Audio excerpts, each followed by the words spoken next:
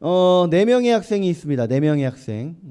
수능을 준비하는 4명의 학생이 있어요. 근데 한 명의 학생은 모의고사 성적이 계속 바닥이지만 점점 올라가는 중이고요. 또 한 학생은 원래도 공부 잘했지만 지금도 공부를 잘하고 있고요. 또 한 학생은 원래는 성적이 좋았는데 점점 아래로 내려가는 중입니다. 그리고 또 한 학생은 원래 바닥이었고 지금도 바닥이에요. 아니 오히려 더 바닥으로 내리꽂고 있는, 지하실로 내려가는 그런 친구가 있습니다. 여러분, 이 4명의 친구들 중에 그나마 희망이 있는 친구가 누굴까요? 한 명은 밑에서 올라가고 있고, 한 명은 그대로 위에서 놀고 있고, 한 명은 위에서 내려오고 있고, 한 명은 밑에서 더 내려가고 있고. 자, 누가 희망이 있을까요? 사실 원래 바닥인데 지하로 뚫고 가는 친구 빼고는 다 희망이 있어요. 이제 성적 좀 떨어지는 애는 조금만 더 하면 올라가요. 올라가는 중인 애는 올라가겠죠. 원래 잘하는 애는 잘하면 더 잘해요. 다 희망이 있습니다. 딱 한 명 빼고는. 누구요? 지하실로 뚫고 들어가고 있는 그 친구 빼고는요. 원래도 안 좋았는데 계속해서 내려가고 있다는 건 스스로 노력도 안 하고 있다는 거잖아요. 근데 그나마 희망이 있다고 평가한 이 3명의 친구들 중에 여러분, 만약에 영화나 드라마로 제작한다면 누구를 주인공으로 삼으면 재미있을까요? 원래 잘하던 친구 쭉 잘하는 드라마 재밌을까요? 아니면 잘했던 친구가 점점 떨어지는 드라마 만들면 재밌을까요? 그러면 못했던 친구가 점점 잘해져가는 드라마를 만들면 재밌을까요? 이게 청소년 성장 드라마죠. 아주 판박이. 네. 자, 근데 그 친구가 그러면 점점 성적이 올라간다고 한다면 어디까지 올라가면 좋을까요? 그럼 그 영화가 재밌을까요? 어디까지 올라가면? 화성까지 가야죠. 그래야 재밌지, 그지? 무슨 말인지 모르시는 분들은 나이가 좀 있으신 거예요. 자, 몰라요? 화성 갈 거니까 그런 거 몰라? 그런구나. 자, 근데요. 희망은 지금 내가 어디에 있느냐에 따라서 그 희망의 유무가 결정되지 않습니다. 희망이라는 건 지금 내 위치가 어디냐에 따라서 있고 없고가 달라지지 않아요. 희망은요, 어디서 찾을 수 있는 거예요? 희망을 어디서 찾을 수 있어요? 우리 오늘 본문 1절 말씀 한번 읽어봅시다. 1절 시작. 그러므로 모든 악독과 모든 기만과 외식과 시기와 모든 비방하는 말을 버리고. 아멘. 자, 버리라는 거는 지금 나한테 있다는 거예요, 없다는 거예요? 있다는 거예요. 아니, 잠깐만. 저 없는데요 하시는 분. 나는 그렇게 나쁜 생각도 안 해봤고요. 나는 누굴 속이지도 않았고요. 착한 척 굴어본 적도 없고요. 질투해서 저주하거나 그래본 적도 없어요. 누굴 깎아내리는 말 해본 적도 없는데요 하시는 분 계신가요? 그럼 모두 동의한 거죠. 우린 다 이런 사람들이었던 거예요. 지금도 그런 사람일 수도 있어요. 그래서 우리가, 자, 그럼 10절 말씀도 봅시다. 10절. 자, 시작. 너희가 전에는 백성이 아니더니 이제는 하나님의 백성이요. 전에는 긍휼을 얻지 못하였더니 이제는 긍휼을 얻은 자니라. 자, 그러면 우리가 원래는 어떤 자였다고요? 원래는 하나님의 백성일 수가 없었다. 원래는 우리가 하나님께 긍휼을 받는 자가 아니었다. 그러니까 너무 감사한 건, 희망이라는 건 나에게서 찾을 수 있는 거는 사실 아니라는 거예요. 우리가 희망을 품을 수 있는 그 근거가 나에게서 찾을 수 있는 게 아니라는 거예요. 우리 다른 성경 한번 갔다 옵시다. 호세아 1장 6절 말씀입니다. 자, 시작. 고멜이 또 임신하여 딸을 낳음에 여호와께서 호세아에게 이르시되 그의 이름을 로르하마라 하라. 내가 다시는 이스라엘 족속을 긍휼히 여겨서 용서하지 않을 것임이니라. 아멘. 아주 귀여운 이름이 하나 등장했죠. 호세아의 딸, 둘째예요. 딸 이름입니다. 로르하마. 뜻이 뭐래요? 긍휼히 여김을 받지 못할 것이다. 그게 로르하마입니다. 아주 귀여운 이름인데 뜻이 좀 그래요. 한 절 더 볼까요? 1장 9절 말씀. 자, 시작. 여호와께서 이르시되 그의 이름을 로암미라 하라. 너희는 내 백성이 아니요 나는 너희 하나님이 되지 아니할 것임이니라. 아멘. 아주 예쁜 이름이 등장했죠. 로암미. 자, 뜻이 뭐예요? 너희는 내 백성이 아니다. 내 백성이 아니다. 이스라엘 백성들이 우상 섬기고 하나님을 멀리하고요. 가난한 자들, 약한 자들을 괴롭히니까 하나님께서 그들을 바라보시면서 너희에게 긍휼을 베풀지 않겠다. 너희는 내 백성이 아니다. 라고 말씀하시는 게 바로 로루하마, 로암미인 겁니다. 그러니까 오늘 본문의 베드로전서에서 우리 이전의 모습이 얼마나 끔찍한 모습이었는지를 볼 수 있는 거예요. 긍휼을 얻지 못한 자, 내 백성이 아닌 자. 그러니까 베드로전서를 쓴 베드로는요, 이 호세아서에 나오는 로루하마와 로암미를 가져가서 그걸 인용해서 지금 말씀을 전하고 있는 겁니다. 그럼 이 말씀을 읽은 유대인 그리스도인들은 어떻게 이해할까요? 아, 우리가 읽고 듣고 했던 그 호세아서의 로암미, 로루하마를 들었던 그 백성들의 상황이 지금 내 상황이구나. 이렇게 바로 이해를 할 수 있었을 겁니다. 근데 우리가 앞에서 이야기를 했죠. 희망의 유무는요, 현재 나의 위치에서 결정되지 않는다. 지금 아무리 내가 개판이어도 점차 나아지면 되는 거고요. 지금 아무리 내가 훨훨 날아다닌다고 해도 섰다 하는 자 어떻게 할까 조심하라고요? 넘어질까 조심해라. 그래서 우리가 지금은 비록 하나님 앞에 부끄러울 뿐인 존재지만 로암미, 로루하마이지만 여기서 로가 아니다라는 뜻이거든요.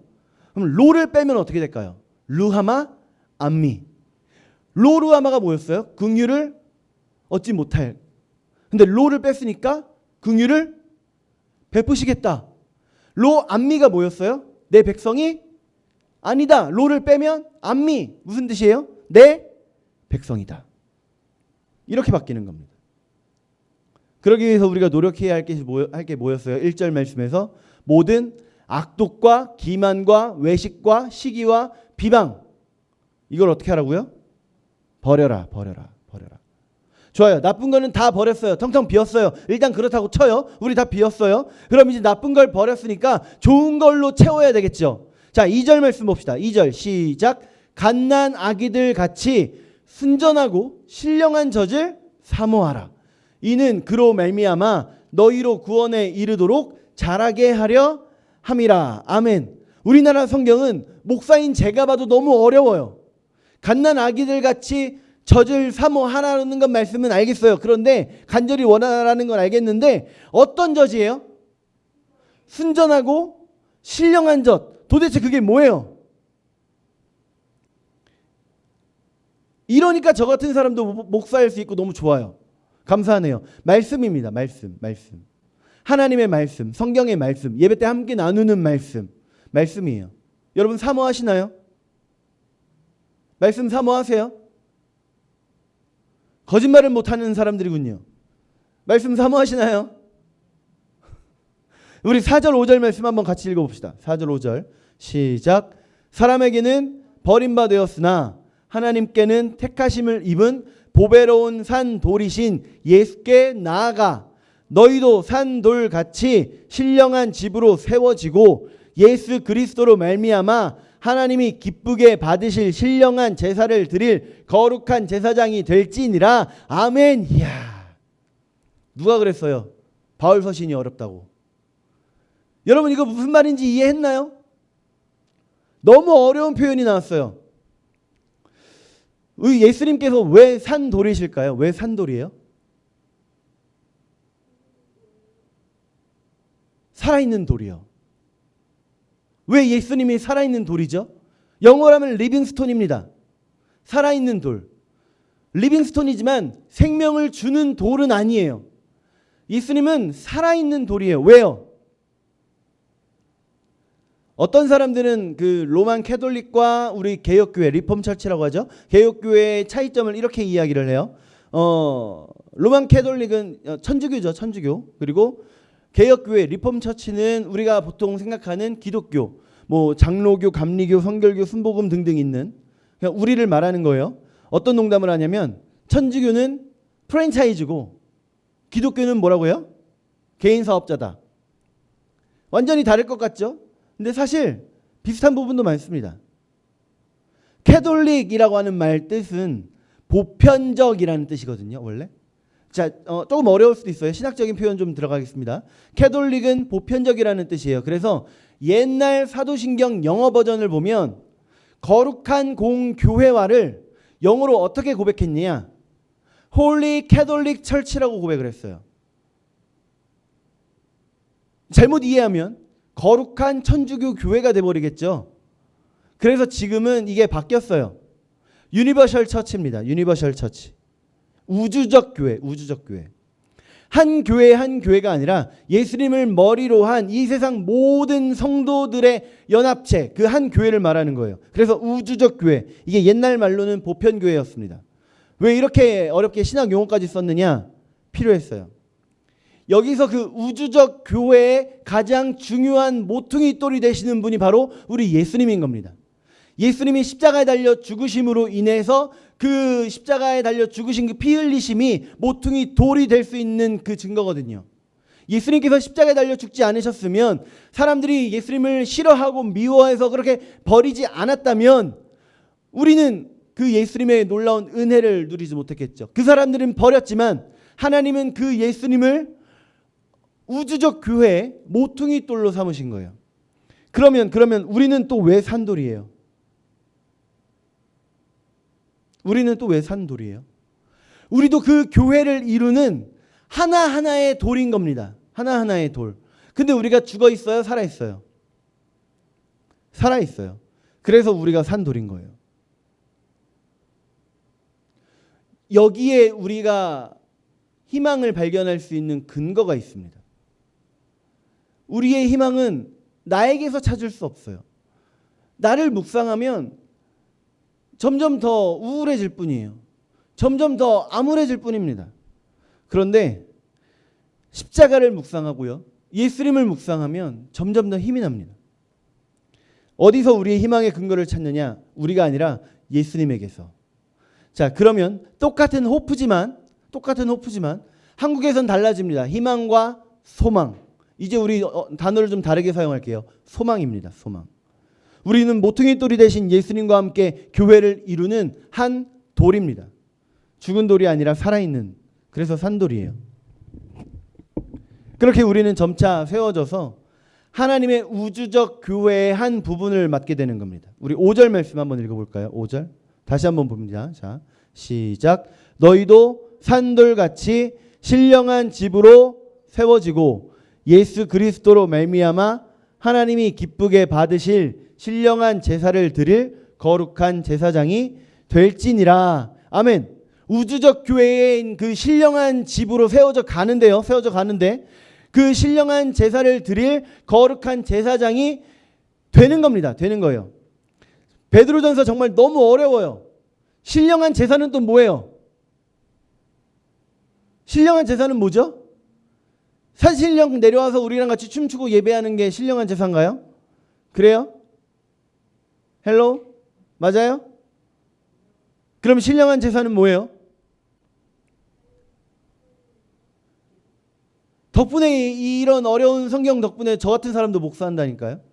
영적 예배입니다. 영적 예배. 제사는 구약시대에 드렸죠. 동물을 잡아서 드리는 건 제사. 그런데 신령한 제사는 신령, 신신, 영영 해서 육에서 시작하는 게 아니라 영으로 드리는 예배. 예배가 되는 겁니다.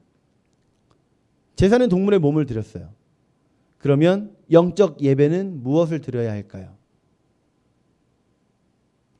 뭘 드려야 할까요? 네? 전생을 드린다고요? 이 생은 아니고? 현생은 아니고?